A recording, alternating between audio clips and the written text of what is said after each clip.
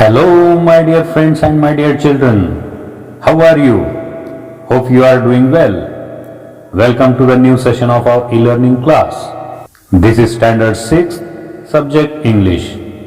Today, we are going to read, learn and discuss an interesting poem from the third study tour. आज आपण तिसऱ्या study tour मधील एक मजेशीर कविता वाचणार आहोत, शिकणार आहोत, तिच्याबद्दल चर्चा करणार आहोत. Actually, this is a nonsense poem and also it is a narrative poem. खरं म्हणजे या कवितेला तसा काही अर्थ नाही आणि त्याचबरोबर ती वर्णनात्मक आहे. I will explain the meaning of nonsense poem and narrative poem later. Right now, The Duck and the Kangaroo is the title of the poem. बदक आणि कांगारू असे या कवितेचं शीर्षक आहे. And a fine relationship is elaborated in this poem between the two creatures that are the duck and the kangaroo. आणि बदक व kangaroo या दोन प्राण्यांमधील सुंदर अशा मैत्रीपूर्ण नात्याचं वर्णन या कवितेत केलेलं आहे. So shall we start? Then let's go for it with Rajdi. Here we go. 3.5 The Duck and the Kangaroo. These are the two characters who have a great bond of friendship in this poem. ही आहेत या कवितेतील दोन पात्रे ज्यांच्यामध्ये सुंदर असं मैत्रीचं नातं आहे.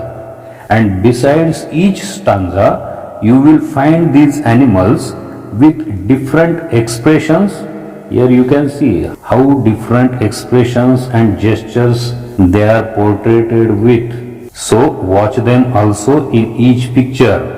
आणि प्रत्येक कडव्याच्या बाजूला हे जे आपल्याला चित्र दिसत आहेत या दोन प्राण्यांची चित्रे असून त्यामध्ये वेगवेगळ्या भावछटा आपल्याला दिसतात आणि त्यांचं देखील आपण निरीक्षण केलं पाहिजे ही कविता शिकताना वाचताना. Let's begin with the first stanza. Said the duck to the kangaroo, good gracious how you hop over the fields and the water too as if you never would stop. या ठिकाणी बदक कांगारूला म्हणतंय गुड ग्रेशियस आणि या ठिकाणी उद्गार चिन्ह आहे हाऊ यू हॉप. यानंतर सुद्धा उद्गार चिन्ह दिलेलं आहे. पहिल्यांदा आपण गुड ग्रेशियस म्हणजे काय याचा अर्थ पाहूया. This word is given at the end of this poem. Here you can see good gracious means an exclamation म्हणजे उद्गार. Words use to show surprise म्हणजे आश्चर्य व्यक्त करण्यासाठी वापरलेले शब्द गुड ग्रेशियस. ऑर किंवा अदर स्ट्रॉंग फिलिंग्स म्हणजे इतर तीव्र भावना ज्या असतात आपल्या उत्कट भावना दर्शवण्यासाठी आपण अशा पद्धतीचा शब्दगट वापरू शकतो, अशा पद्धतीची फ्रेज वापरू शकतो good gracious. So students, here are some words and phrases are given with their meaning and I am going to explain those words and phrases with their meaning while reading the poem. मी या सर्व शब्दांचे आणि शब्दगटांचे अर्थासह स्पष्टीकरण कवितेमध्येच करणार आहे. So that we don't need to turn the page again and again. ज्यामुळे आपल्याला पुन्हा पुन्हा या पानाकडे येण्याची गरज नाही. But my dear children, after each lesson or poem there is a glossary at the end where new words or phrases and difficult words are explained with proper meaning which occurs in that particular lesson or poem. परंतु मुलांनो, प्रत्येक पाठ आणि कवितेनंतर त्या कविता किंवा पाठाशी संबंधित नवीन आणि अवघड अशा शब्दांचा शब्दगटांचा छोटा शब्दकोशच ग्लोसरीच्या रूपाने दिलेला असतो त्यांच्या अर्थासह. And you are supposed to try to read, write, understand and use such words in your speaking because it will help improve your English lesson after lesson, poem after poem and day by day. तुम्ही हे शब्द समजून घेऊन त्यांचे वाचन, लेखन करण्याचा आणि इंग्रजीतून बोलताना या शब्दांचा किंवा शब्दगटांचा वापर करण्याचा प्रयत्न केला पाहिजे जेणेकरून प्रत्येक पाठानंतर कवितेनंतर दिवसागणिक तुमच्या इंग्रजीमध्ये सुधारणा होण्यास मदत होईल. So keep it in mind and go through the glossary given at the end of each and every lesson or poem deliberately. म्हणजेच जाणीवपूर्वक प्रत्येक पाठाखाली दिलेल्या शब्दकोशातील शब्दांचा, शब्दगटांचा आणि त्यांच्या अर्थांचा जाणीवपूर्वक अभ्यास करा. So here the duck is saying to the kangaroo that good gracious means expressing polite surprise also. म्हणजेच नम्रपणे आश्चर्य व्यक्त करण्यासाठी सुद्धा गुड ग्रेशियस हा शब्दप्रयोग केला जातो. या ठिकाणी बदक या कांगारूच्या हालचालींबद्दल, हाऊ यू हॉप, त्याची जी हालचाल आहे टुनटुन उड्या मारणे किंवा लांब झेप घेत धावणे, तर त्याच्या या हालचालींबद्दल या बदकाला कुतूहल वाटतंय. It is fascinated by the movements of the kangaroo and it exclaimed that good gracious. या बदकाला कांगारूच्या हालचाली खूप आकर्षक वाटतायत आणि त्या हालचाली पाहून हे बदक कांगारूला म्हणते, अय्या किती छान धावता तुम्ही, कशा छान उड्या मारता तुम्ही. Over the fields and the water too, शेतावरून, माळरानावरून, जमिनीवरून, त्याचबरोबर पाण्यावरून सुद्धा. As if you never would stop, आणि अशा पद्धतीने जणू काही तुम्ही कधी थांबणारच नाही. Here the duck starts the conversation and admires the ability of the kangaroo that it hops and bounds over the land and the water too. Showing divine grace, the duck expressed politely its surprise in the words good gracious. तर मुलांनो, या कवितेच्या सुरुवातीला बदकाने संभाषणाला सुरुवात केली आहे. अत्यंत नम्रपणे कांगारूच्या हालचालींबद्दल, त्याच्या उड्या मारणे आणि लांब झेप घेत धावण्याच्या क्षमतेबद्दल आश्चर्य व्यक्त करून कांगारूची स्तुती करत असल्याचे आपल्या लक्षात येते. आणि त्यासाठी या बदकाने गुड ग्रेशियस म्हणजे अय्या अशा पद्धतीचे आश्चर्याचे उद्गार सुद्धा काढलेले आपल्याला पाहायला मिळतात. हा जो शब्दगट आहे good gracious, it is actually a phrase and it is called as alliteration. Alliteration is the repetition of initial consonant sounds in a group of words or phrase. अनुप्रास अलंकार म्हणजे शब्द समूहामध्ये व्यंजनांचा ध्वनी रिपीट केला जातो, म्हणजेच पुन्हा पुन्हा येतो, त्याला म्हणतात अनुप्रास अलंकार. उदाहरणार्थ, आपण लहानपणी बहुतेक सर्वांनी हे वाक्य ऐकलेलंच असेल. गंमत म्हणून आपण एकमेकांना सांगत असू, काकाने काकूचे कागद कात्रीने करा करा कापले. या वाक्यामध्ये प्रत्येक शब्द हा क ने सुरू होतो, यालाच अनुप्रास अलंकार असे म्हणतात. आता यामध्ये गुड ग्रेशियस हा जो शब्दगट आहे, यामध्ये ग हा ध्वनी पुन्हा रिपीट केलेला आहे, म्हणून याला अनुप्रास अलंकार म्हणायचं. आणि या कवितेतील आणखी इतर अनुप्रासयुक्त शब्दगट तुम्ही ओळखा आणि वहीमध्ये लिहून तुमच्या सरांना, तुमच्या शिक्षकांना दाखवा. Now it's time to move forward to the next stanza. My life is a bore in this nasty pond and I long to go out in the world beyond. I wish I could hop like you, said the duck to the kangaroo. My life is a bore, माझं जीवन. My life म्हणजे माझं जीवन. Is a bore. Bore means something that is dull, not interesting. Something that is dull म्हणजे कंटाळवाणं, आणि त्याचबरोबर not interesting म्हणजे ज्याच्यामध्ये रस नाही, ज्याच्यामध्ये मजा नाही, अशा पद्धतीचं, म्हणजेच कंटाळवाणं, रटाळ, नीरस असं माझं जीवन झालेलं आहे. In this nasty pond. Pond म्हणजे तलाव, छोटं तळ, आणि नॅस्टी म्हणजे काय, तर हायली अनप्लेजंट, जे ओंगळ असतं, घाणेरडं असतं, that is highly unpleasant. And here nasty pond means घाणेरडं, ओंगळ असं तळ. And I long to go out in the world beyond. आणि आय लॉंग टू, लॉंग या शब्दाचा अर्थ विश फॉर समथिंग म्हणजे काहीतरी इच्छा असणं. वॉन्ट समथिंग व्हेरी मच, उत्कट इच्छा असणं, म्हणजे थोडक्यात आपण त्याला स्वप्नही म्हणूया. स्वप्न आहे की to go out in the world beyond. आता बियॉन्ड म्हणजे पलीकडं, कशाच्या पलीकडं, तर या नॅस्टी पॉन्डच्या पलीकडे, या घाणेरड्या ओंगळ अशा तलावातून मला बाहेर पडायचं आहे. I want to go out, मला बाहेर पडायचं आहे. इन द वर्ल्ड, आणि मला जगामध्ये जायचं आहे, जग फिरायचं आहे. I wish I could hop like you, आणि कदाचित जर मला तुझ्यासारखं उड्या मारता आलं असतं तर किती बरं झालं असतं. Said the duck to the kangaroo. असं बदक त्या कांगारूला म्हणते. So here the duck continues in the next 4 lines and explains that its life in the nasty pond is boring and wants to explore the world. बदक पुढे म्हणते की या ओंगळ आणि आरोग्यास हानिकारक असलेल्या अशा घाणेरड्या अशा डबक्यामध्ये माझं आयुष्य कंटाळवाणं आणि निरस बनलं आहे आणि यातून बाहेर पडून मला जग पाहण्याची माझी तीव्र इच्छा आहे. याच्या पलीकडील जग पाहण्याची माझी तीव्र इच्छा आहे. and it could fulfill its dream if it could hop like kangaroo. आणि मी हे स्वप्न पूर्ण करू शकले असते जर मला तुझ्यासारखे लांब लांब झेप घेत धावता आले असते. Now what happens next? Let's read.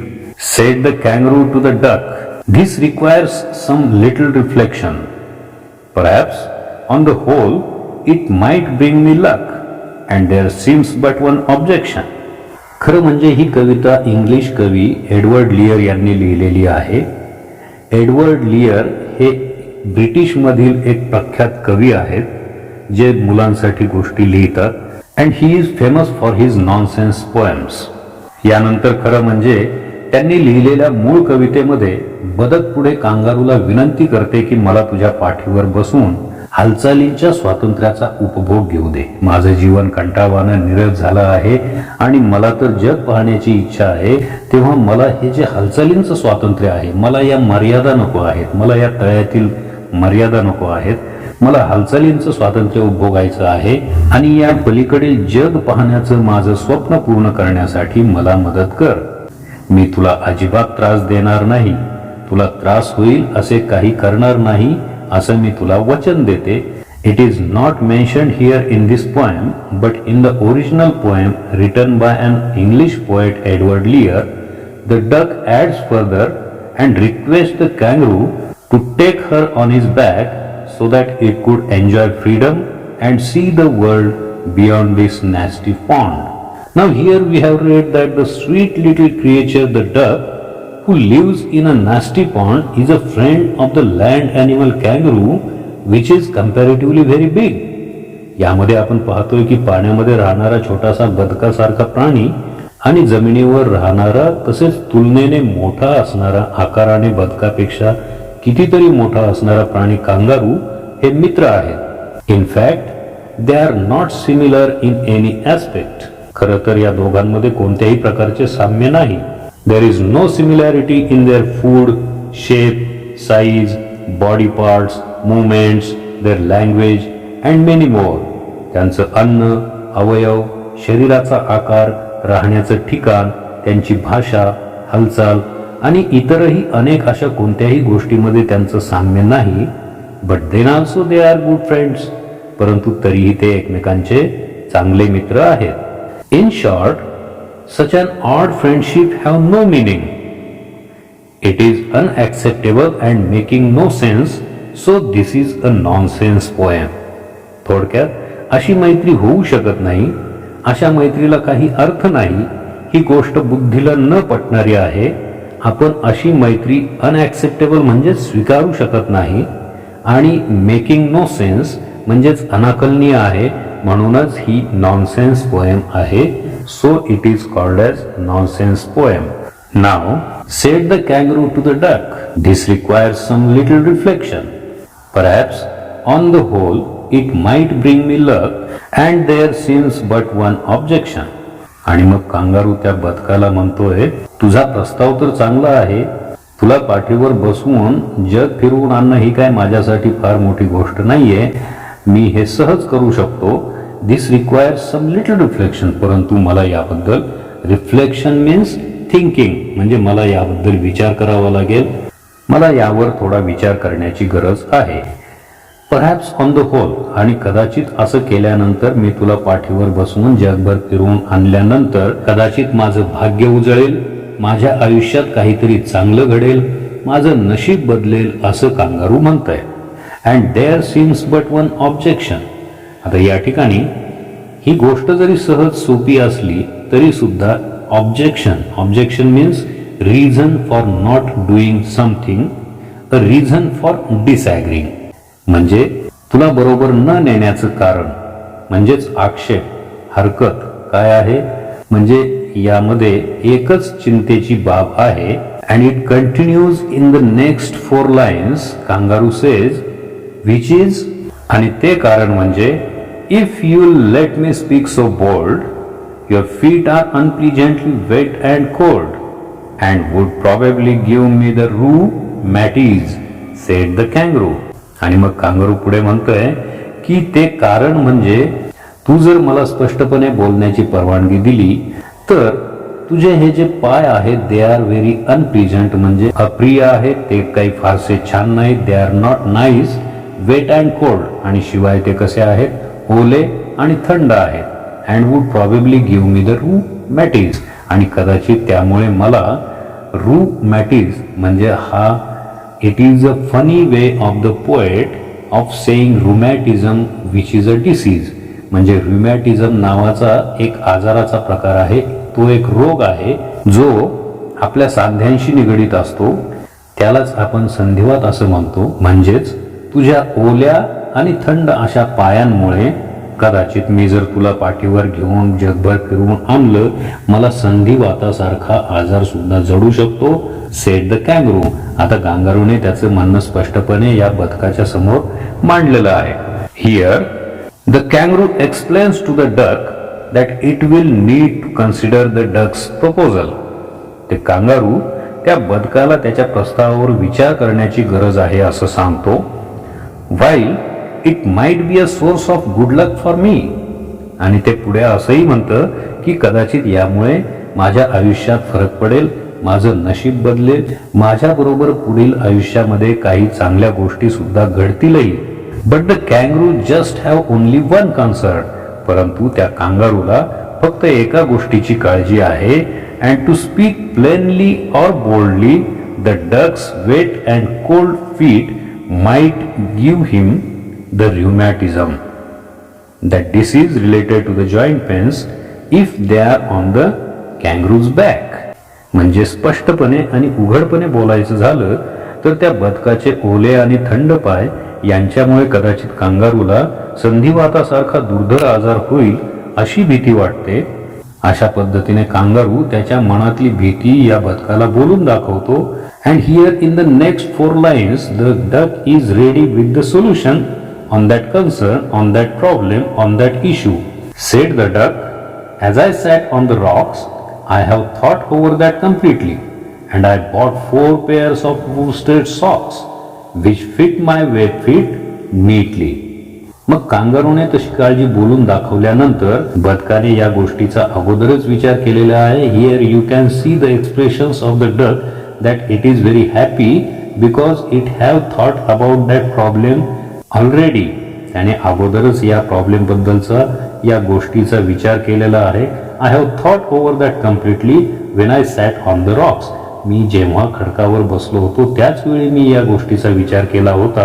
I bought 4 pairs of worsted socks, आणि मग यावर उपाय म्हणून मी 4 जोडी सॉक्स आणलेले आहेत, मोजे आणलेले आहेत. त्या कशाचे आहेत, वुस्टेड सॉक्स. वुस्टेड म्हणजे स्पेशल वुलन फॅब्रिक. याचाच अर्थ लोकरीच्या सुतापासून बनवलेल्या मोज्यांचे 4 जोडे मी विकत आणलेले आहेत. And that fit my web feet neatly, आणि ते माझ्या जाळीदार असणाऱ्या अशा पायांमध्ये अगदी फिट बसतात. Here you can see the feet of this duck are like net. बदकाचे पाय जाळीदार असतात, म्हणजेच बदकाची जी बोटं असतात ती एका पातळ पडद्याने एकमेकांशी जोडलेली असतात, ज्याचा उपयोग बदकाला पाण्यामध्ये असताना पोहताना वल्लीसारखा करता येतो. So its feet are web feet. In short, the duck is ready with solution already and has purchased 4 pairs of warm socks that fit its webbed feet well.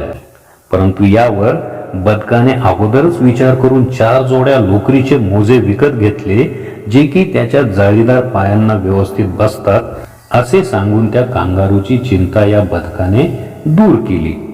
Now next we can see here the change in the expressions of the kangaroo also. आता या ठिकाणी आपण या चित्रामध्ये पाहू शकतो की कांगारूचे हावभाव सुद्धा बदललेले आहे. त्याच्या चेहऱ्यावरची काळजी मिटलेली दिसत आहे. And now it is saying, said the kangaroo. आता कांगारू म्हणतोय, I am ready. all in the moonlight pale, but to balance me well, dear duck, sit steady and quiet at the end of my tail. कांगारूची शंका या बदकाने दूर केल्यानंतर kangaroo तयार झाले आणि ते म्हणते आय एम रेडी, मी तयार आहे. आणि मूनलाईट म्हणजे चंद्रप्रकाश, चंद्राचा प्रकाश, आणि पेल म्हणजे निस्तेज, अंधुक अशा चंद्रप्रकाशामध्ये आजच रात्री आपण या आपल्या जगभ्रमंतीच्या प्रवासाला निघूया.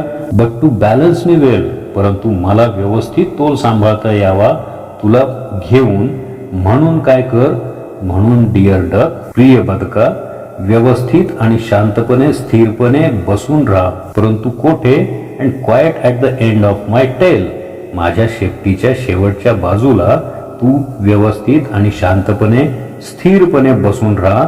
आपण आता आज रात्रीच मंद अशा चंद्रप्रकाशामध्ये आपल्या जग प्रवासाला सुरुवात करूया. Now here at the last stanza we can see here in the picture also how they are hopping and going for the world tour and how happy they are. So away they went with a hop and a bound, and they hopped the whole world 3 times round. And who so happy?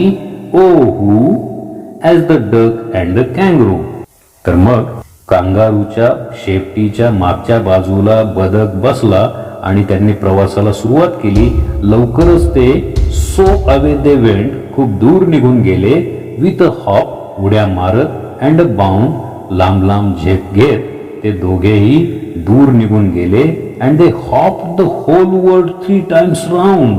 आणि काय गंमत आहे, त्यांनी या पृथ्वीचे, त्यांनी या जगाभोवती 3 फेऱ्या मारल्या. अँड हू सो हॅपी, ओ हू. आणि मग कवी विचारतोय पहा आपल्याला प्रश्न, की मग अशा परिस्थितीमध्ये कोण सर्वाधिक आनंदी असेल? As the duck and the kangaroo, kangaroo आणि या बदकाशिवाय या जगामध्ये कोण जास्त आनंदी असेल? So the duck and the kangaroo take off hopping and they travel around the world 3 times. आणि त्या बदक आणि कांगारूने उड्या मारत मारत 3 वेळा जगाचा प्रवास पूर्ण केला. And so the poet says there is no one as happy as the duck and the कॅंगरू.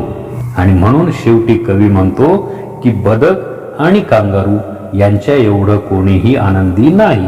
Because the duck has fulfilled its dream of having tour of the world with the help of kangaroo. And kangaroo is also very happy to helping his friend the duck. You must have noticed, my dear children, that this is a type of a story we are reading in the form of conversation between 2 characters, the duck and the kangaroo. बदक आणि kangaroo यांच्यामध्ये झालेल्या संवाद रूपातील ही एक गोष्टच आहे, ज्यामध्ये या बदकाला त्याचं स्वप्न पूर्ण करायचं आहे आणि त्याचं स्वप्न आहे की पूर्ण जग फिरून पाहणं, आणि त्यासाठी तो या कांगारूची मदत घेतो. आणि हे करत असताना ते दोघा एकमेकांशी बोलतात, त्या दोघांचा एकमेकांशी संवाद होतो, आणि ते संभाषणच या कवितेमध्ये आपण आता वाचलं. That means the story of the friendship and the dream of the duck to travel around the world is a story which is narrated via conversation between the duck and the kangaroo. So it is called as a narrative poem. याचाच अर्थ बदक आणि kangaroo यांच्यातील मैत्री आणि त्याचबरोबर बदकाचं जगाभोवती फेरी मारण्याचं, जग फिरून पाहण्याचं स्वप्न, अशी ही जी गोष्ट आहे या दोघांच्या संवादामधून या कवितेमध्ये वर्णन केलेली आहे. त्यामुळे याला वर्णनात्मक कविता म्हणतात. It is narrative poem. My dear children, this poem focuses on the relationship between the duck and the kangaroo as the duck convinces the kangaroo to carry the duck on its tail. या कवितेमध्ये बदक आणि kangaroo यांच्यातील मैत्रीपूर्ण संबंधावर भाष्य केलं आहे, ज्यामध्ये बदकाने कांगारूला त्याच्या पाठीवर म्हणजेच त्याच्या शेपटीच्या शेवटच्या टोकावर बसवून जगभर फिरून आणण्यासाठी तयार केलं, राजी केलं. The kangaroo's willingness to accept this unlikely companion and the duck's eagerness to ensure the kangaroo's comfort paves the way for the fully blossomed friendship in the final stanza, in which the two, the duck and the kangaroo, hopped the world 3 times. आणि कांगारूने देखील बदकासारख्या असमान साथीदाराबरोबर त्याला घेऊन त्याची फिरण्याची इच्छा व्यक्त केली. बदकाची जग फिरण्याची तीव्र इच्छा लक्षात घेऊन आणि त्याचबरोबर कांगारूला कोणत्याही प्रकारे अडचणीत आणणार नाही याची बदकाने घेतलेली काळजी, यामुळे शेवटच्या कडव्यात आपण पाहिलं की त्यांची मैत्री बहरली आणि त्यांनी 3 वेळा जगभ्रमंती केली. Through this poem the poet suggest the ability of friendship to transcend any and all difference so long as friends are willing to compromise and support each other. या कवितेमधून कवी मैत्रीची क्षमता अधोरेखित करत आहे. मैत्री ही सर्व फरक, असमानता यांच्यापेक्षा वरचढ भावना आहे. असमानतेच्या कोणत्याही प्रकारच्या फरकापलीकडे आहे. जोपर्यंत मित्र एकमेकांना आधार देतात, एकमेकांना समजून घेतात, एकमेकांच्या आनंदासाठी एकमेकांना समजून घेऊन तडजोड करण्यास तयार असतात, तेव्हा मैत्री अशा सगळ्या अडचणींच्या, अडथळ्यांच्या, या फरकांच्या, असमानतेच्या वरचढ ठरते. हेच खरं. So do make friendship like the duck and the kangaroo and be ready to compromise and support each other for the sake of friendship. म्हणूनच या कवितेतील बदक आणि कांगारू सारखी मैत्री बनवा आणि त्या मैत्रीमध्ये, त्या मैत्री खातर एकमेकांना समजून घेऊन तडजोड करण्यासाठी सुद्धा तयार राहा. म्हणजे ती मैत्री दीर्घकाळ टिकते. आणि अशा सामंजस्यावर आधारलेल्या, एकमेकांची काळजी घेणाऱ्या मैत्रीच्या माध्यमातून आपण मोठमोठी कार्ये सहजपणे यशस्वी करू शकतो, पूर्ण करू शकतो. ज्याप्रमाणे या गोष्टीरूपी कवितेतील बदकाने त्याचं जगभ्रमंतीचं अशक्यप्राय वाटणारं स्वप्न केवळ कांगारू बरोबरच्या मैत्रीच्या जोरावर साकारलं. That's all for today. We'll meet in the next session with another interesting topic. Till then, please keep listening, speaking, reading, writing, and don't forget to like, share, comment and subscribe to this channel. Go for it with Rajdi. With all the best wishes to you and your family. Stay home, stay safe, stay healthy and enjoy online studies. Thanks for watching. Take care and bye-bye.